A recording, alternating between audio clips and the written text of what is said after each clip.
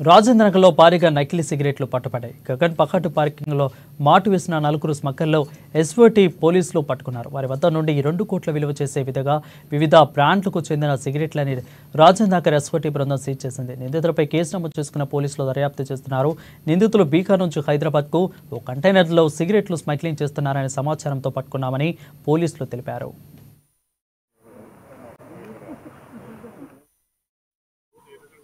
విచారిస్తే రెహమాన్ అని చెప్తా ఉన్నారు. అది కూడా ఎంతవరకు కరెక్ట్ అని నిర్ధారించుకుంటాము. ఇప్పుడే అది జరిగింది కాబట్టి ఇన్వెస్టిగేషన్లో ఆ డీటెయిల్స్ అన్నీ కూడా ఎవరినైనా అదుపులోకి తీసుకురా సార్.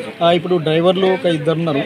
వాళ్ళ తర్వాత ఇంకో అతను ఇక్కడ పైలట్గా వచ్చింది వాళ్ళని చూపించడానికి. 3 వ్యక్తులని వాళ్ళు కూడా బీహార్కు సంబంధించిన వాళ్ళే. వాళ్ళ 3ని అదుపులోకి తీసుకున్నాం. లోకల్ అతను ఎవరో తీసుకొచ్చిన తర్వాత మళ్ళీ ఎలియాసుద్దీన్ అనే వ్యక్తిని మధ్యవర్తిగా ఎవరైతే కన్సైనీ ఉన్నారో ఆ కన్సైనీస్ అయితే మీరు అడిగింది కరెక్ట్.